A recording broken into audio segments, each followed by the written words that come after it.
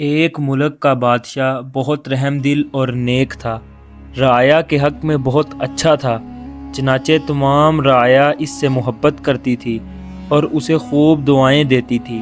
اسی ملک کے ایک دور دراز گاؤں میں ایک کسان رہتا تھا، جس کی یہ خواہش تھی کہ اپنے نیک دل بادشاہ کی زیارت کی جائے اور اسے کوئی تحفہ دیا جائے۔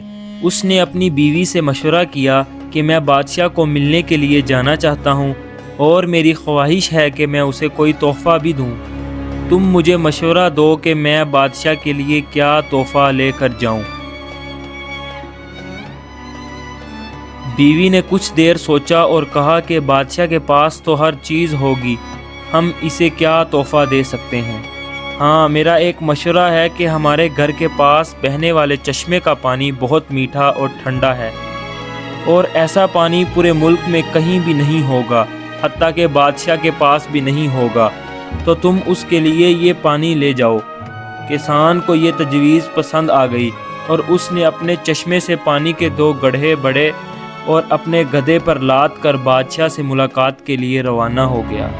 کئی ہفتوں کے سفر کے بعد کسان بادشاہ کے محل تک پہنچ گیا اور اس سے ملاقات کی اجازت چاہی۔ اجازت ملنے پر بادشاہ کو تحفہ پیش کیا اور اسے بتایا کہ یہ میرے گاؤں کے چشمے کا پانی ہے اور ایسا میٹھا اور ٹھنڈا پانی آپ کو پورے ملک میں کہیں بھی نہیں ملے گا۔ بادشاہ کے اشارے پر وزیر نے گھڑے کا ڈھکن اٹھایا تو کئی ہفتوں کے سفر کی وجہ سے یہ پانی میں بدبو پیدا ہو گئی۔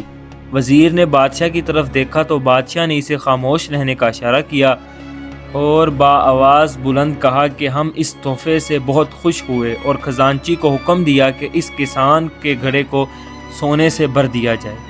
کسان بہت خوش ہوا۔ بادشاہ نے وزیر کو بلا کر چپکے سے کہا کہ پانی کو گرا دینا اور واپسی پر اس کسان کو اسی راستے سے گزارنا جہاں ہمارے چشمے ہیں، تاکہ اسے علم ہو کہ ہمارے پاس پانی کے کتنے چشمے ہیں اور ان کا پانی کتنا ٹھنڈا اور فرحت بخش ہے۔ چنانچہ جب کسان کو انعامات دینے کے بعد ان چشموں کے پاس سے گزارا گیا تو وہ سمجھ گیا کہ اس کا تحفہ کتنا حقیر تھا، لیکن بادشاہ نے اس کے حقیر تحفے کو بھی قبول کر کے اسے انعام سے نوازا۔ اس کے دل میں بادشاہ کے لیے محبت اور عقیدت اور بڑھ گئی۔ تو دوستو، ہماری عبادات کا بھی یہی حال ہے۔ ہم جو ٹوٹی پھوٹی عبادت کرتے ہیں تو ہم اسے بہت اچھی سمجھتے ہیں اور اپنے مالک کے حضور پیش کرتے ہیں۔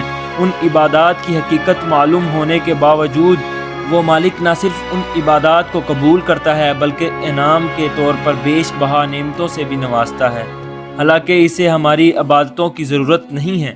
خالق کائنات کی عبادت کے لیے تو اس کے لاکھوں کروڑوں فرشتے ہی کافی ہیں۔ اللہ پاک سے دعا ہے کہ ہماری عاجزانہ انکسارانہ عبادت کو اپنی بارگاہ میں قبولیت کا شرف بخشے، آمین۔